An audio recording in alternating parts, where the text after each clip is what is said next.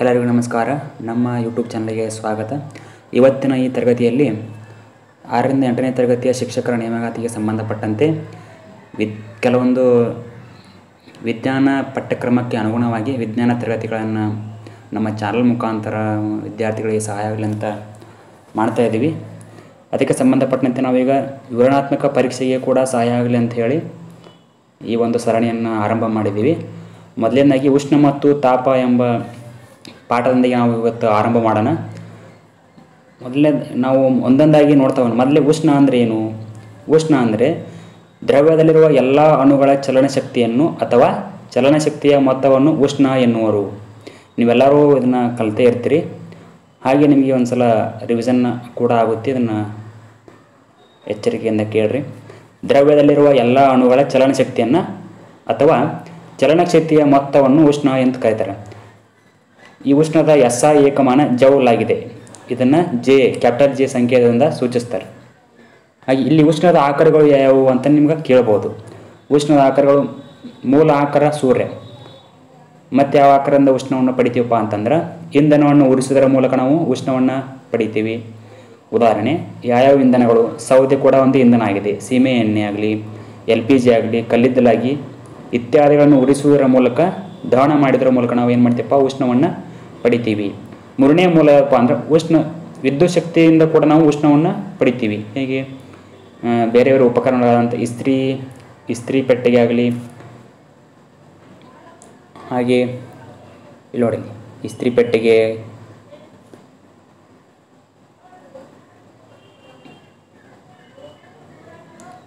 ಮತ್ತು ಬಾಯ್ಲರ್ಗಳಲ್ಲಿ ಇವೆಲ್ಲ ಕೂಡ ನಾವು ಏನು ಮಾಡ್ತೀವಪ್ಪ ಅಂದ್ರೆ ಯೂಸ್ ಮಾಡ್ತೀವಿ. ಹಾಗೆ ಮುಂದುವರೆದು ಈಗ ಉಷ್ಣ ಅಂದ್ರೇನು, ಅದರ ಆಕಾರಗಳು ಯಾವ ಅಂತ ನಿಮಗೆ ತಿಳ್ಕೊಂಡ್ರಿ. ಹಾಗಾದ್ರೆ ಈಗ ತಾಪ ಅಂದ್ರೇನು? ಉಷ್ಣ ಅಂದರೆ ಆ ಒಂದು ದ್ರವ್ಯದಲ್ಲಿರ್ತಕ್ಕಂಥ ಎಲ್ಲ ಅಣುಗಳ ಒಂದು ಚಲನಶಕ್ತಿ. ದ್ರವ್ಯದಲ್ಲಿರ್ತಕ್ಕಂಥ ಇಲ್ಲಿ ನೋಡ್ರಿ,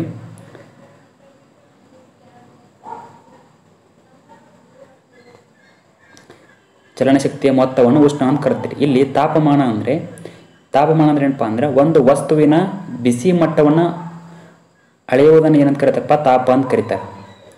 ಒಂದು ವಸ್ತುವಿನ ಬಿಸಿ ಮಟ್ಟವನ್ನು ಅಳೆಯುವುದನ್ನು ತಾಪ ಎನ್ನುವರು. ಹಾಗಂದರೆ ತಾಪ ಅಂದ್ರೇನು?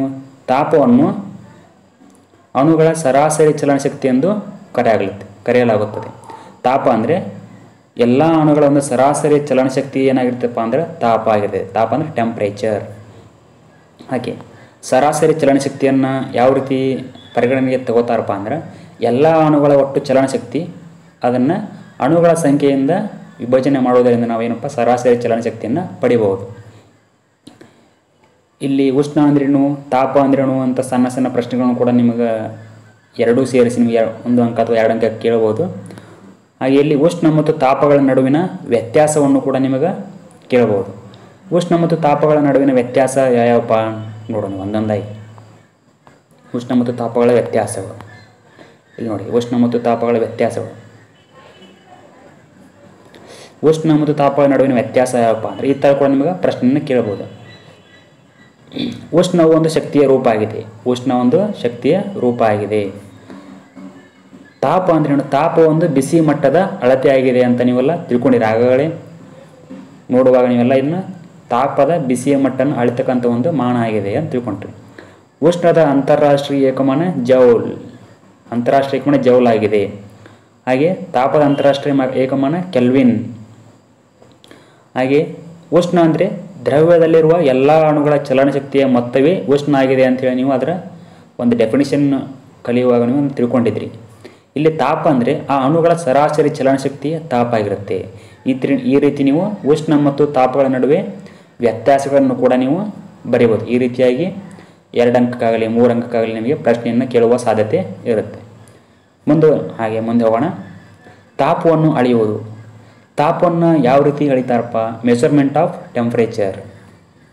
ತಾಪವನ್ನು ಯಾವ ರೀತಿ ಅಳಿತಾರೆ? ತಾಪವನ್ನು ತಾಪಮಾಪಕ ಎಂಬ ಉಪಕರಣದಿಂದ ಅಳಿತಾರೆ. ತಾಪವನ್ನು ಯಾವ ರೀತಿ ಅಳಿತಾರಪ್ಪ? ತಾಪಮಾಪಕದಿಂದ ಅಳಿತಾರೆ. ಒಂದು ವ್ಯವಸ್ಥೆಯ ತಾಪವನ್ನು ಪರಿಮಾಣಾತ್ಮಕವಾಗಿ ಅಳೆಯುವ ಉಪಕರಣವೇ ತಾಪಮಾಪಕ. ತಾಪಮಾಪಕ ಅಂದ್ರೆ ಏನಪ್ಪ ಅಂದ್ರೆ ಯಾವುದೇ ಒಂದು ವ್ಯವಸ್ಥೆಯ ತಾಪವನ್ನು ಪರಿಮಾಣಾತ್ಮಕವಾಗಿ ಅಳೆಯುವ ಒಂದು ಉಪಕರಣವನ್ನು ತಾಪಮಾಪಕ ಎಂದು ಕರೀತಾರೆ. ಫಾರ್ ಎಕ್ಸಾಂಪಲ್, ಒಂದು ವ್ಯವಸ್ಥೆ ಅಂದರೆ ಈಗ ಒಂದು ಕೊಠಡಿಯ ತಾಪವನ್ನು ಎಷ್ಟು ತಾಪ ಐತಿ ಅಂತ ಪರಿಮಾಣಾತ್ಮಕವಾಗಿ ಅಂದರೆ ಎಷ್ಟು ಡಿಗ್ರಿ ಐತಿ ಅಳಿಬೇಕಂತ ಅಂದ್ರೆ ತಾಪಮಾಪಕವನ್ನು ಬಳಸ್ತೀರಿ. ಫಾರ್ ಎಕ್ಸಾಂಪಲ್, 22 ಡಿಗ್ರಿ ಸೆಲ್ಸಿಯಸ್ ಒಂದು ಪರಿಮಾಣಾತ್ಮಕವಾಗಿ ಹೇಳ್ತಾರೆ, 22, 23 ಐತಿ, ಅದನ್ನು ತಾಪಮಾಪಕ ಅಂತ ಕರೀತಾರೆ. ಹಾಗೆ ಮುಂದೋಗೋಣ ನೋಡಿ. ಈ ತಾಪಮಾಪಕದಲ್ಲಿ 2 ರೀತಿ ಏನದಪ್ಪ ಅಂದ್ರೆ ವಿಧಗಳದಾವ. ಒಂದು ಪ್ರಯೋಗಶಾಲಾ ತಾಪಮಾಪಕ, ಇನ್ನೊಂದು ವೈದ್ಯಕೀಯ ತಾಪಮಾಪಕ. ಪ್ರಯೋಗಶಾಲಾ ತಾಪಮಾಪಕದಲ್ಲಿ ಪಾದರಸ ಅಥವಾ ಕೆಂಪು ಆಲ್ಕೋಹಾಲನ್ನು ಬಳಸುತ್ತಾರೆ. ಇದು ಕೂಡ ನಿಮಗೆ ಪ್ರಶ್ನೆ ಆಗ್ಬೋದು. ಪ್ರಯೋಗಶಾಲಾ ತಾಪಮಾಪಕದಲ್ಲಿ ಪಾದರಸ ಅಂದರೆ ಮರ್ಕ್ಯುರಿ ಅಥವಾ ಕೆಂಪು ಆಲ್ಕೋಹಾಲನ್ನು ಬಳಸುತ್ತಾರೆ. ವೈದ್ಯಕೀಯ ತಾಪಮಾಪಕ ಇದನ್ನು ಎದಕ್ಕೆ ಬಳಸ್ತಾರಪ್ಪ ಅಂದ್ರೆ ಮಾನವರು ಮತ್ತು ಪ್ರಾಣಿಗಳ ವೈದ್ಯಕೀಯ ಉಪಯೋಗಕ್ಕೆ ರಚಿಸಲಾಗಿದೆ. ಮಾನವರ ದೇಹದ ಮತ್ತು ಪ್ರಾಣಿಗಳ ದೇಹದ ಒಂದು ತಾಪಮಾನವನ್ನು ಅಳಿಬೇಕಪ್ಪ ಅಂದ್ರೆ ಏನು ಮಾಡ್ತಾರೆ ಅಂತಾರೆ, ವೈದ್ಯಕೀಯ ತಾಪಮಾನವನ್ನು ಬಳಸ್ತಾರೆ. ಗೊತ್ತಾಯ್ತಾ? ಹಾಗೆ ಇಲ್ಲಿ ನೋಡಲಿ, ವೈದ್ಯಕೀಯ ತಾಪಮಾಪಕದ ಬುರುಡೆಯು ಸ್ವಲ್ಪ ಮೇಲ್ಭಾಗದಲ್ಲಿ ಲೋಮನಾಳವು ಬಾಗಿದೆ. ಇಲ್ಲಿ ನೋಡಿ, ಇದು ಇಂಪಾರ್ಟೆಂಟ್ ಆಗಿದೆ. ವೈದ್ಯಕೀಯ ತಾಪಮಾಪಕದಲ್ಲಿ ಲೋಮನಾಳವು ಕೆಳಗಡೆ ಒಂದು ಬುರುಡೆ ಇರ್ತದಲ್ಲ, ಬುರುಡೆ ಮೇಲೆ ಲೋಮನಾಳವು ಸ್ವಲ್ಪ ಬಾಗಿದೆ. ಈ ಬಾಗಿರುವಂಥ ಒಂದು ಏನಂತ ಕರೀತಾರಪ್ಪ, ವಕ್ರತೆ ಅಂತ ಕರೀತಾರೆ. ವಕ್ರತೆ ಅಂತ ಕರೀತಾರೆ. ವಕ್ರತೆ ಅಂದ್ರೆ ಏನು ಅಂತ ಕೇಳಿದರೆ ಏನಂತ ಬರೀಬೇಕು, ವೈದ್ಯಕೀಯ ತಾಪಮಾಪಕದ ಬುರುಡೆಯಲ್ಲಿ ಇರತಕ್ಕಂಥ ಲೋಮನಾಳವು ಸ್ವಲ್ಪ ಬಾಗಿದೆ. ಈ ಬಾಗಿರ್ತಕ್ಕಂಥ ಒಂದು ರಚನೆ ಏನಂತ ಕರೀತಾರಪ್ಪ ಅಂದ್ರೆ ವಕ್ರತೆ ಅಂತ ಕರೀತಾರೆ. ಗೊತ್ತಾಯ್ತಾ? ವಕ್ರತೆಯ ಕಾರ್ಯ ಏನು ಅಂತ ಕೂಡ ನಿಮ್ಗೆ ಕೇಳ್ಬೋದು. ಈ ವಕ್ರತೆಯು ರೋಗಿಯ ಬಾಯಿಂದ, ಈ ವೈದ್ಯಕೀಯ ತಾಪಮಾಪಕದಲ್ಲಿ ದೇಹದ ತಾಪಮಾನವನ್ನು ಪರೀಕ್ಷೆ ಮಾಡುವಾಗ ಆ ರೋಗಿಯ ಬಾಯಿ ಒಳಗೆ ಅಥವಾ ಕಂಕುಳಲ್ಲಿ ಇಟ್ಟು ತಾಪಮಾಪಕವನ್ನಿಟ್ಟು ಪರೀಕ್ಷೆ ಮಾಡ್ತಾರೆ. ಹಾಗೆ ಇಟ್ಟು ಹೊರತೆಗೆದ ಕೂಡಲೇ ಪಾದರಸ ಹಿಂದಕ್ಕೆ ಹೋಗೋದನ್ನು ತಡೆಯುತ್ತದೆ. ಈ ವಕ್ರತೆಯ ಕಾರ್ಯ ಏನಪ್ಪ ಅಂದ್ರೆ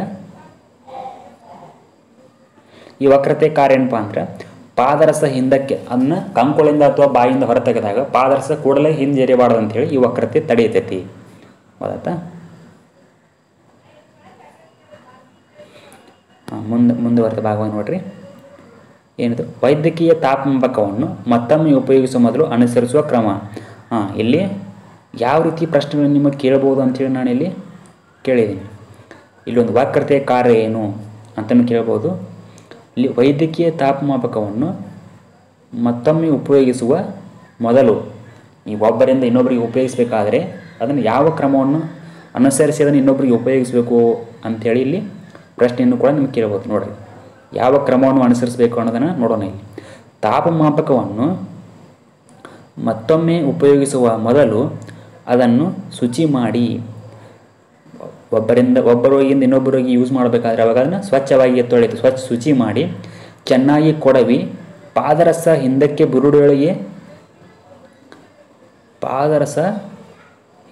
ಬುರುಡೆಯೊಳಗೆ ಹೋಗುವಂತೆ ಮಾಡಬೇಕು ಮತ್ತು ಪ್ರತಿ ಬಾರಿ ಇದನ್ನು ಕ್ರಿಮಿ ಮುಕ್ತ ಮಾಡಬೇಕು ಅಂಥೇಳಿ ಇಷ್ಟು ಬರಿಬೇಕು. ವೈದ್ಯಕೀಯ ತಾಪಮಾನವನ್ನು ಮತ್ತೊಮ್ಮೆ ಉಪಯೋಗಿಸಲು ಅನುಸರಿಸುವ ಕ್ರಮ ಯಾವುದು ಅಂತ ಕೇಳಿದಾಗ ತಾಪಮಾಪಕವನ್ನು ಉಪಯೋಗಿಸುವ ಮೊದಲು ಅದನ್ನು ಶುಚಿ ಮಾಡಿ ಚೆನ್ನಾಗಿ ಕೊಡವಿ ಪಾದರಸವನ್ನು ಹಿಂದಕ್ಕೆ ಬುರುಡೆಯೊಳಗೆ ಹೋಗುವಂತೆ ಮಾಡಬೇಕು, ಪ್ರತಿ ಬಾರಿ ಕ್ರಿಮಿ ಮುಕ್ತ ಮಾಡಬೇಕು. ಇದು ಕಂಪಲ್ಸರಿ, ಯಾಕಂದರೆ ಒಬ್ಬರಿಂದ ಒಬ್ಬರಿಗೆ ರೋಗ ಹರಡುವ ಸಾಧ್ಯತೆ ಇರುತ್ತೆ. ಹೀಗಾಗಿ ಅದನ್ನು ಕ್ರಿಮಿ ಮುಕ್ತ ಮಾಡಬೇಕು. ಇಲ್ಲಿ ನೋಡಿ, ಮಾನವನ ದೇಹದ ಸಾಮಾನ್ಯ ತಾಪ ಎಷ್ಟೈತಪ್ಪ ಅಂತಂದರೆ 98.6 ಡಿಗ್ರಿ ಫ್ಯಾರನೈಟ್. ಅದು ಡಿಗ್ರಿ ಸೆಲ್ಸಿಯಸ್ ನೋಡಬೇಕಾದ್ರೆ 37 ಡಿಗ್ರಿ ಸೆಲ್ಸಿಯಸ್ ಮಾನವನ ದೇಹದ ಸಾಮಾನ್ಯ ತಾಪ ಇರುತ್ತೆ. ಮುಂದೆ ನೋಡೋಣ. ಮಾನವನ ದೇಹದ ತಾಪ 95 ಡಿಗ್ರಿಗಿಂತ ಕಡಿಮೆ ಮತ್ತು 108 ಡಿಗ್ರಿ 95 ಡಿಗ್ರಿ ಫ್ಯಾರನೈಟ್ಗಿಂತ ಕಡಿಮೆ ಮತ್ತು 108 ಡಿಗ್ರಿಗಿಂತ ಹೆಚ್ಚು ಆಗುವುದೇ ಇಲ್ಲ. ಅಂದರೆ ನಮ್ಮ ದೇಹದ ತಾಪ 95 ಡಿಗ್ರಿಗಿಂತ ಕಡಿಮೆ 108 ಡಿಗ್ರಿಗಿಂತ ಹೆಚ್ಚು ಆಗುವುದೇ ಇಲ್ಲ. ಆದ್ದರಿಂದ ಇದರ ವ್ಯಾಪ್ತಿ 95 ಡಿಗ್ರಿ ಫ್ಯಾರನೈಟ್ನಿಂದ 108 ಡಿಗ್ರಿ ಫ್ಯಾರನೈಟ್ವರೆಗೆ ಇರುತ್ತದೆ. ಇಲ್ಲಿ ಏನಂತ ಕೇಳ್ಬೋದಪ್ಪ ಅಂದ್ರೆ ವೈದ್ಯಕೀಯ ತಾಪಮಾಪಕದ ವ್ಯಾಪ್ತಿಯನ್ನು ಬರೆಯಿರಿ ಅಂಥೇಳಿ ನಿಮಗೆ ವ್ಯಾಪ್ತಿ ಎಷ್ಟು ಅಂತ ಕೇಳ್ತಾರೆ. ಆವಾಗ ಡಿಗ್ರಿ ಫ್ಯಾರನೈಟ್ನಲ್ಲಿ ಕೇಳಿದರೆ 95 ಡಿಗ್ರಿ ಫ್ಯಾರನೈಟಿಂದ 108 ಡಿಗ್ರಿ ಫ್ಯಾರನೈಟ್ವರೆಗೆ ಅಂತ ಬರೀಬೇಕು. ಒಂದು ವೇಳೆ ನಿಮಗೆ ಡಿಗ್ರಿ ಸೆಲ್ಸಿಯಸ್ನಲ್ಲಿ ಕೇಳಿದರೆ 35 ಡಿಗ್ರಿ ಸೆಲ್ಸಿಯಸ್ನಿಂದ 42.2 ಡಿಗ್ರಿ ಸೆಲ್ಸಿಯಸ್ ಅಂತ ಅದರ ವ್ಯಾಪ್ತಿಯನ್ನು ಬರೀಬೇಕು. ಇಲ್ಲಿ ಇನ್ನೊಂದು ಪ್ರಶ್ನೆ ಯಾವ ರೀತಿ ಮೂಡಬಹುದಪ್ಪ ಅಂದರೆ ಪ್ರಯೋಗಶಾಲಾ ಮತ್ತು ವೈದ್ಯಕೀಯ ತಾಪಮಾಪಕದ ನಡುವಿನ ವ್ಯತ್ಯಾಸ ಬರೆಯಿರಿ ಅಂತ ಕೇಳ್ಬೋದು. ಯಾವುದಾವುದು ಪ್ರಯೋಗಶಾಲಾ ಯಾವ ನಡುವೆ ಕೇಳ್ಬೋದಪ್ಪ ಅಂದರೆ ಪ್ರಯೋಗಶಾಲಾ ತಾಪಮಾಪಕ ಮತ್ತು ವೈದ್ಯಕೀಯ ತಾಪಮಾಪಕ ನಡುವೆ ಇರತಕ್ಕಂಥ ವ್ಯತ್ಯಾಸವನ್ನು ಬರೀರಿ ಅಂತ ಕೇಳ್ಬೋದು. ನೋಡಿರಿ ಯಾವ ರೀತಿ ವ್ಯತ್ಯಾಸಗಳು ಅದಾವ ಅನ್ನೋದನ್ನು ಈಗ ಒಂದೊಂದಾಗಿ ನೋಡೋಣ. ಇಲ್ಲಿ ನೋಡಿರಿ ಪ್ರಯೋಗಶಾಲಾ ತಾಪಮಾಪಕ ಮತ್ತು ವೈದ್ಯಕೀಯ ತಾಪಮಾಪಕ. ಪ್ರಯೋಗಶಾಲಾ ತಾಪಮಾಪಕವನ್ನು ಎದಕ್ಕೆ ಬಳಸ್ತಾರೆ? ಪ್ರಯೋಗಶಾಲೆಯಲ್ಲಿ ತಾಪವನ್ನು ಅಳೆಯಲು ಬಳಸಲಾಗುತ್ತದೆ. ಇದನ್ನು ವೈದ್ಯಕೀಯ ತಾಪಮಾಪಕವನ್ನು ಮಾನವನ ದೇಹ ಮತ್ತು ಪ್ರಾಣಿಗಳ ದೇಹದ ತಾಪವನ್ನು ಅಳೆಯಲು ಬಳಸಲಾಗುತ್ತೆ. ಹೌದಾ? ಇಲ್ಲಿ ನೋಡಿ ಸ್ವಲ್ಪ ಇಲ್ಲಿ ಇದು ಮೊದಲಿರ್ತಕ್ಕಂಥ ಪ್ರಯೋಗಶಾಲಾ ತಾಪಮಾಪಕದ ವ್ಯಾಪ್ತಿಯನ್ನು ಕೊಟ್ಟಿದ್ದಾರೆ. ಈಗ ಹೊಸದಾಗಿ ಬಂದಿರತಕ್ಕಂಥ ತಾಪಮಾಪಕಗಳು 0 ಡಿಗ್ರಿಯಿಂದ 100 ಡಿಗ್ರಿ ಸೆಲ್ಸಿಯಸ್ವರೆಗೆ ವ್ಯಾಪ್ತಿಯನ್ನು ಹೊಂದಿರ್ತವೆ. ಇದನ್ನು ಸ್ವಲ್ಪ ಸರಿಪಡಿಸ್ಕೊಳ್ಳಿ. ಎಷ್ಟು ಇದೆ? ಪ್ರಯೋಗಶಾಲಾ ತಾಪಮಾಪಕದ ವ್ಯಾಪ್ತಿ 0 ಡಿಗ್ರಿಯಿಂದ 100 ಡಿಗ್ರಿವರೆಗೆ ಏನಿರುತ್ತಪ್ಪ ಅಂದರೆ ವ್ಯಾಪ್ತಿ ಇರ್ತೈತಿ. ಇಲ್ಲಿ ವೈದ್ಯಕೀಯ ತಾಪಮಾಪಕದಲ್ಲಿ 95 ಡಿಗ್ರಿ ಫ್ಯಾರನೈಟ್ನಿಂದ 108 ಡಿಗ್ರಿ ಫ್ಯಾರನೈಟ್ವರೆಗೆ ಇರುತ್ತದೆ ಅಂತ ಆಗಾಗಲೇ ನೀವು ನೋಡಿದ್ರಿ. ಅದನ್ನೇ ಅದರ ವ್ಯಾಪ್ತಿಯನ್ನು ಇಲ್ಲಿ ಬರೀಬೇಕು. ಅಲ್ಲಿ ಇನ್ನೊಂದು ವ್ಯತ್ಯಾಸ ಯಾವಪ್ಪ ಅಂತಂದರೆ ಲೋಮನಾಳದಲ್ಲಿ ವಕ್ರತೆ ಇರುವುದಿಲ್ಲ. ಇಲ್ಲಿ ವೈದ್ಯಕೀಯ ತಾಪಮಾಪಕದಲ್ಲಿ ವಕ್ರತೆ ಇರುತ್ತದೆ. ಈ 3 ವ್ಯತ್ಯಾಸಗಳು ನೀವು ಬರೆದ್ರೆ ಅಂದರೆ ಇದನ್ನು ಕೂಡ ಕೇಳುವಂಥ ಒಂದು ಸಾಧ್ಯತೆ ಇರ್ತೈತಿ. ಗಮನದಲ್ಲಿ ಇಟ್ಕೊಳ್ರಿ. ಮುಂದೆ ನೋಡೋಣ. ಈ ಸಿಲೆಬಸ್ನಲ್ಲಿ ಏನೇನು ಕೊಟ್ಟಿದ್ದಾರಪ್ಪ ಅಂದ್ರೆ ಉಷ್ಣ ಅಂದ್ರೇನು, ತಾಪ ಅಂದ್ರೇನು, ಮತ್ತು ಉಷ್ಣ ಮತ್ತು ತಾಪ ನಡುವೆ ವ್ಯತ್ಯಾಸ ಅಂದ್ರೇನು ಅಂತ 2 ಕೊಟ್ಟಿದ್ದಾರೆ. ಮುಂದುವರೆದ ಭಾಗವಾಗಿ ತಾಪಮಾನದ ಅಂತರ್ ಪರಿವರ್ತನೆಯನ್ನು ಕೂಡ ಕೇಳಿದ್ದಾರೆ. ಇಲ್ಲಿ ತಾಪಮಾನ ಅಂದರೆ ಡಿಗ್ರಿ ಸೆಲ್ಸಿಯಸ್ನಿಂದ ಫ್ಯಾರನೈಟ್ ಡಿಗ್ರಿ ಕನ್ವರ್ಟ್ ಮಾಡೋದು ಹೆಂಗೆ, ಬದಲಾವಣೆ ಮಾಡೋದು ಹೇಗೆ, ಹಾಗೆ ಫ್ಯಾರನ್ಹೈಟ್ನಿಂದ ಡಿಗ್ರಿ ಸೆಲ್ಸಿಯಸ್ಗೆ ಪರಿವರ್ತನೆ ಮಾಡೋದು ಹೇಗೆ ಅನ್ನೋದನ್ನು ಕೂಡ ಕೇಳಿದ್ದಾರೆ. ಇವಾಗ ನಾವು ಹಂತವಾಗಿ ನೋಡೋಣ. ತಾಪಮಾನದ ಅಂತಾರಾಷ್ಟ್ರೀಯ ಏಕಮಾನ ಏನಾಗಿತ್ತಪ್ಪ ಅಂದರೆ ತಾಪಮಾನದ ಅಂತಾರಾಷ್ಟ್ರೀಯ ಏಕಮಾನ ಏನಿತ್ತಪ್ಪ ಅಂದರೆ ಕೆಲ್ವಿನ್ ಆಗಿದೆ. ಇಲ್ಲಿ ನೋಡಿರಿ 0 ಡಿಗ್ರಿ ಸೆಲ್ಸಿಯಸ್ ಅಂದರೆ 273 ಕೆಲ್ವಿನ್ ಅಂದರೆ ಅದಕ್ಕೆ ಸಮ ಆಗಿರುತ್ತೆ. 0 degree Celsius is equal to 273 kelvin. ಈಗ ನೋಡಿ ಕೆಲ್ವಿನ್ನಿಂದ ಡಿಗ್ರಿ ಸೆಲ್ಸಿಯಸ್ಗೆ ಪರಿವರ್ತನೆ ಮಾಡಬೇಕಾದ್ರೆ ಏನು ಮಾಡಬೇಕು? ಕೊಟ್ಟಿರುವ ತಾಪದಿಂದ 273 ಕಳೆಯಬೇಕು. ಕೆಲ್ವಿನ್ನಿಂದ ಸೆಲ್ಸಿಯಸ್ಗೆ ಪರಿವರ್ತನೆ ಮಾಡಬೇಕಾದ್ರೆ ಕೊಟ್ಟಿರುವ ತಾಪದಿಂದ 273 ಕಳೆಯಬೇಕು. ಗೊತ್ತಾಯ್ತಾ? ಇಲ್ಲಿ ನೋಡಿ ಒಂದು ಉದಾಹರಣೆ ಮೂಲಕ ನಿಮಗೆ ತಿಳಿಸಲು ಒಂದು ಪ್ರಯತ್ನ ಮಾಡಿದ್ದೀನಿ. ಇಲ್ಲಿ ಯಾವ ರೀತಿ ಕೇಳ್ಬೋದು? 293 ಕೆಲ್ವಿನ್ನನ್ನು ಸೆಲ್ಸಿಯಸ್ಗೆ ಪರಿವರ್ತಿಸಿ ಅಂತ ಕೇಳಿದ್ದಾರೆ. ಹೌದಾ? ಇಲ್ಲಿ ನೋಡಿ ಯಾವ ರೀತಿ ಮಾಡಬೇಕು? 293 ಕೊಟ್ಟಿರುವ ತಾಪವನ್ನು 273 ಕಳೆಯಬೇಕು. ಅವಾಗ ಏನು ಬರುತ್ತಪ್ಪ ಅಂದರೆ 20 ಡಿಗ್ರಿ ಸೆಲ್ಸಿಯಸ್ ಬರುತ್ತೆ. ಇನ್ನೊಂದು ಉದಾಹರಣೆ ನೋಡಿರಿ. 373 ಕೆಲ್ವಿನ್ನನ್ನು ಸೆಲ್ಸಿಯಸ್ಗೆ ಪರಿವರ್ತಿಸಿ ಅಂತ ಕೇಳಿದ್ದಾರೆ. ಇಲ್ಲೇನು ಮಾಡಬೇಕು? ಕೊಟ್ಟಿರುವ ತಾಪವನ್ನು 273ರಲ್ಲಿ ಕಳೆದ್ರೆ ನಿಮಗೇನು ಬರುತ್ತೆ ಅಂದರೆ ಡಿಗ್ರಿ ಸೆಲ್ಸಿಯಸ್ನಲ್ಲಿ ಅದನ್ನು ಪರಿವರ್ತನೆ ಮಾಡಬಹುದು. ಹಾಗೆ ಇಲ್ಲಿ ಸೆಲ್ಸಿಯಸ್ನಿಂದ ಕೆಲ್ವಿನ್ ಅಳತೆಮಾನಕ್ಕೆ ಕೂಡ ಪರಿವರ್ತನೆ ಮಾಡಂತ ನಿಮಗೆ ಕೇಳ್ಬೋದು. ಸೆಲ್ಸಿಯಸ್ನಿಂದ ಕೆಲ್ವಿನ್ಗೆ ಪರಿವರ್ತನೆ ಮಾಡಬೇಕಾದ್ರೆ ಕೊಟ್ಟಿರುವ ತಾಪಕ್ಕೆ 273 ಕೂಡಿಸಬೇಕು. ಆಗಲೇ ಏನು ಮಾಡಿದ್ರಪ್ಪ? ಕಳೆದಿದ್ರಿ, ಇಲ್ಲಿ ಕೂಡಿಸ್ಬೇಕು. ಗೊತ್ತಾಯ್ತಾ? ಒಂದು ಉದಾಹರಣೆ ಮೂಲಕ ತಿಳುವಂಥ ಪ್ರಯತ್ನವನ್ನು ಮಾಡೋಣ. ಇಲ್ಲಿ ಉದಾಹರಣೆ 35 ಡಿಗ್ರಿ ಸೆಲ್ಸಿಯಸ್ಸನ್ನು ಕೆಲ್ವಿನ್ಗೆ ಪರಿವರ್ತಿಸಿ ಅಂತ ಕೇಳ್ಯಾರ. ಗೊತ್ತಾಯ್ತಾ? ಈಗ ನೋಡಿರಿ ಕೊಟ್ಟಿರುವ ತಾಪಕ್ಕೆ ಏನು ಮಾಡಬೇಕು? ಕೊಟ್ಟಿರುವ ತಾಪಕ್ಕೆ 273 ಕೂಡಿಸಬೇಕು. ಕೂಡಿಸಿದ್ರೆ ಎಷ್ಟು ಬರುತ್ತೆ? 308 ಬರುತ್ತೆ. 308 ಕೆಲ್ವಿನ್. ಹಾಗೆ ಇನ್ನೊಂದು ಉದಾಹರಣೆ ನೋಡಿ. ಇಲ್ಲಿ 227 ಡಿಗ್ರಿ ಸೆಲ್ಸಿಯಸ್ 227 ಡಿಗ್ರಿ ಸೆಲ್ಸಿಯಸ್ಸನ್ನು ಕೆಲ್ವಿನ್ಗೆ ಪರಿವರ್ತಿಸಿ. ನೋಡಿ 227 ಕೊಟ್ಟಿರುವ ತಾಪಕ್ಕೆ ಏನು ಮಾಡಬೇಕು? 273 ಕೂಡಿಸ್ಬೇಕು. ಆಗ ಎಷ್ಟು ಬರುತ್ತೆ? 500 ಕೆಲ್ವಿನ್. ಗೊತ್ತಾಯ್ತಾ? ತುಂಬ ಸರಳವಾಗಿದೆ. ಸೆಲ್ಸಿಯಸ್ನಿಂದ ಕೆಲ್ವಿನ್ ಮತ್ತು ಕೆಲ್ವಿನ್ನಿಂದ ಸೆಲ್ಸಿಯಸ್ಗೆ ಪರಿವರ್ತನೆ ಮಾಡೋದು ತುಂಬ ಸರಳ ಆಗಿದೆ. ಗೊತ್ತಾಯ್ತಾ? ಮುಂದೆ ನೋಡೋಣ. ಈಗ ನೋಡಿ ಇದು ಬಹುಮುಖ್ಯವಾದಂಥ ಒಂದು ಪರಿಕಲ್ಪನೆ. ಇಲ್ಲಿ ಆಗಲೇ ನೀವು ಸೆಲ್ಸಿಯಸ್ನಿಂದ ಕೆಲ್ವಿನ್ನಿಂದ ಸೆಲ್ಸಿಯಸ್ಗೆ ಹೇಗೆ ಪರಿವರ್ತನೆ ಮಾಡೋದನ್ನು ನೋಡಿದಿರಿ. ಈಗ ಸೆಲ್ಸಿಯಸ್ನಿಂದ ಫ್ಯಾರನ್ಹೀಟ್ಗೆ ಡಿಗ್ರಿ ಫ್ಯಾರನ್ಹೀಟ್ಗೆ ಪರಿವರ್ತನೆ ಮಾಡೋದು. ಸೆಲ್ಸಿಯಸ್ನಿಂದ ಡಿಗ್ರಿ ಫ್ಯಾರನ್ಹೀಟ್ಗೆ ಪರಿವರ್ತನೆ ಮಾಡೋದು ಹೇಗೆ ಅನ್ನೋದನ್ನು ಈಗ ನೋಡೋಣ. ಇದರ ಸೂತ್ರ ಏನಂತಪ್ಪ ಅಂದರೆ, ಈ ಸೂತ್ರವನ್ನು ಸ್ವಲ್ಪ ನೀವು ಬದಲಾವಣೆ ಮಾಡಿದ ಹಾಗೆ ಅನಿಸ್ಬೋದು. ಇದು 2 ಅಥವಾ 3 ಸೂತ್ರಗಳು ನೆನಪಿಡುವ ಬದಲಿಗೆ ಏನು ಮಾಡಪ್ಪ, ಇದೊಂದು ಸೂತ್ರವನ್ನು ನೀವು ನೆನಪಿಡಬೇಕಾಗುತ್ತೆ. C/5 = F - 32/9. ಈ ಸೂತ್ರವನ್ನು ಏನು ಮಾಡಬೇಕು, ನೀವು ನೆನಪಿಟ್ಕೋಬೇಕಾಗುತ್ತೆ. ಇದನ್ನು ನೆನಪಿಡುವ C/5 F - 32/9. ಈ ಒಂದು ಉದಾಹರಣೆ ಮೂಲಕ ನೋಡೋಣ ಯಾವ ರೀತಿ ಕನ್ವರ್ಟ್ ಮಾಡಬೇಕು ಅನ್ನೋದನ್ನು ನೋಡೋಣ. 10 ಡಿಗ್ರಿ ಸೆಲ್ಸಿಯಸನ್ನು ಡಿಗ್ರಿ ಫ್ಯಾರನ್ಹೀಟ್ಗೆ ಪರಿವರ್ತಿಸಿ ಅಂತೇಳಿ ನಿಮಗೆ ಇಲ್ಲಿ ಕೇಳಿದ್ದಾರೆ. ತುಂಬ ಸರಳವಾಗಿದೆ ಪ್ರಶ್ನೆ. 10 ಡಿಗ್ರಿ ಸೆಲ್ಸಿಯಸನ್ನು ಡಿಗ್ರಿ ಫ್ಯಾರನ್ಹೀಟ್ಗೆ ಪರಿವರ್ತಿಸಿ ಅಂತ ಕೇಳಿದ್ದಾರೆ. ನೋಡೋಣ ಒಂದೊಂದಾಗಿ ಯಾವ ರೀತಿ ಕನ್ವರ್ಟ್ ಮಾಡಬೇಕು ಅನ್ನೋದನ್ನು ನೋಡಿರಿ. ಮೊದಲು ನೀವು ಸೂತ್ರವನ್ನು ಬರ್ಕೋರಿ. C/5 = F - 32/9 ಅಂತ ಬರ್ಕೋರಿ. ಬರೆದ ಮೇಲೆ ನಾವು ಏನು ಮಾಡಬೇಕು, ಡಿಗ್ರಿ ಸೆಲ್ಸಿಯಸ್ನಿಂದ ಫ್ಯಾರನ್ಹೀಟ್ಗೆ ಕನ್ವರ್ಟ್ ಮಾಡಬೇಕಲ್ವಾ. ಈಗ ಏನು ಮಾಡಬೇಕು, ಇಲ್ಲಿ ಸೆಲ್ಸಿಯಸ್ಸನ್ನು ಏನು ಮಾಡಬೇಕಪ್ಪ ಅಂದರೆ ಬರ್ಕೋಬೇಕು. 10 ಡಿಗ್ರಿ ಸೆಲ್ಸಿಯಸ್ ಅಂತ ಬರ್ಕೋರಿ. /5 ಉಳಿದನ್ನು ಯಾವ ರೀತಿ ಐತೆ ಆಗಿರುತ್ತೆ F - 32/9 ಅಂತ ಬರ್ಕೋರಿ.